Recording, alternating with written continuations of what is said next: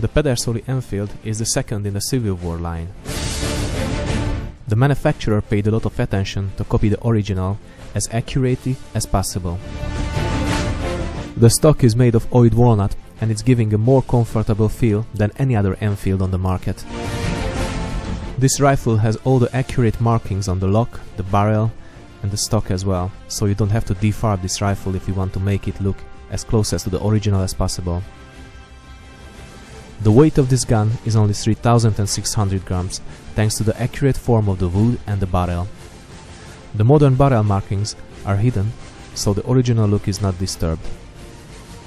Pedersoli paid a lot of attention to copy the small parts accurately as well. The rear sight can be adjusted between 100 and 900 yards. There is no possibility to adjust the windage. The horizontal adjustment can be done step by step in 100-yard increments. The positioning of the rear sight makes it easy to make a good sight picture. It is far from your eyes, so it is easy to make a sharp sight picture with weak eyes as well. The color of the barrel bands is a close copy of the original as well. They are both blued.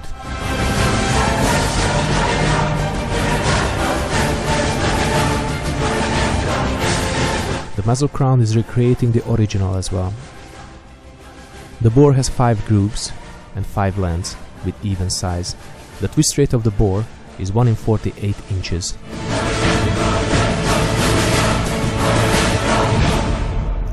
The hammer has a short cocking way, so the lock time is less than with other Enfield repros. Out of the box, the trigger pull is quite heavy for safety reasons, but it's easy to make it lighter for a good gunsmith. I started the test with Pedersoli's 5.77 630 grain bullets. I sized these bullets to 5.75. I moved on to Lyman's 5.75 213 PH mold. I sized these bullets to 5.78. The land-to-land diameter of the bore is 5.78. The Pedersoli bullets come out of the mold as 5.75, 5.76. So the best sizing I could do was only 5.75, a bit too small for this bore in my opinion.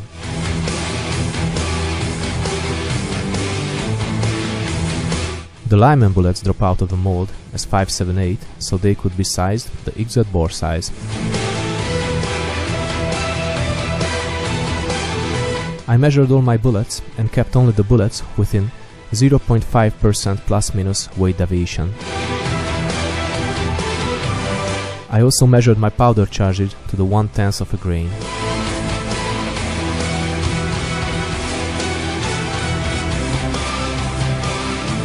The soft grease I use is made of beeswax and fully synthetic motor oil.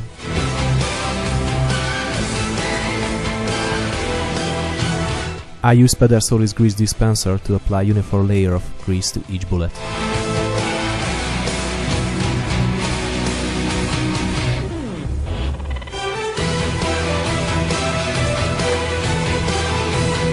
This is absolutely the first time for me to test fire Pedersoli's 2012 new 2-band Enfield rifle with the 1 in 48 inch twist with 5 grooves. This rifle came out to the market this year and probably it is just starting to sell in the US now. And this rifle can be very interesting for all the skirmishers and also for the people who are doing the target shooting, the MLAIC style target shooting in mini event and the 50-meter La Marmora event. So we will see how this rifle performs if it comes to serious target shooting. I had very good experiences with the 3F Swiss powder with all the Pedersoli 58 caliber bores, so I'm going to devote this day only to the 3F Swiss powder to check out as many loads as possible for the 2 kind of bullet I have on stock. The first load I used was 40 grains of 3F Swiss powder and the Pedersoli 630 grain bullets. My aiming point was the bottom center of the black area. My first shot hit high, but all the others went in the same group, about 7 centimeters wide. I shot the second 5 shots with the same aiming point with the same load. All 5 shots hit in a ring with 8 centimeter diameter. I decided to decrease the load. I shot this group with the same aiming point, with Pedersoli's bullet and 36 grains of 3F Swiss powder.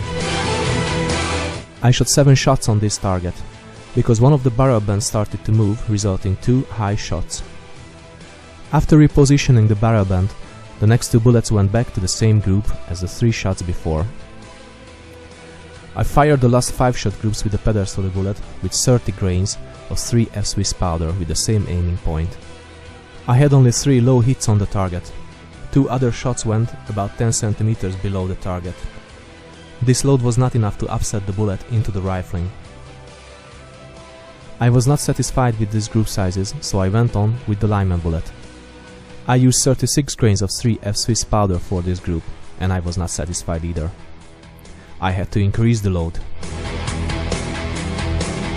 My next load was 40 grains of 3F Swiss powder, plus the Lyman 575 213PH bullet, size to 5.78.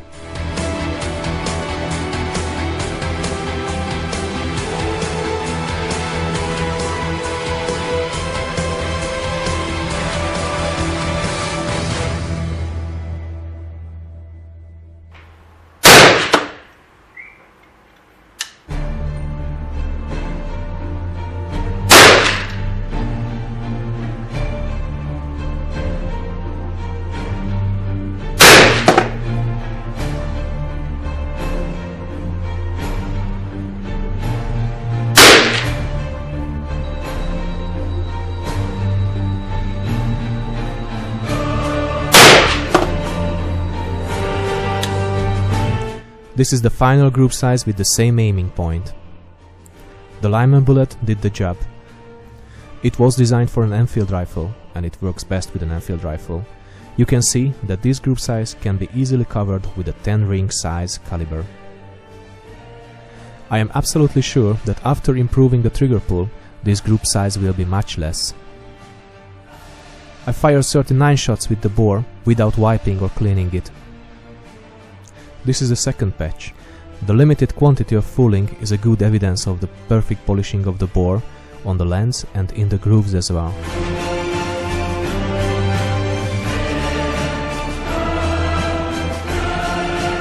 So if you are looking for a target rifle, a rifle for skirmishing or for reenacting, that's a good choice for you.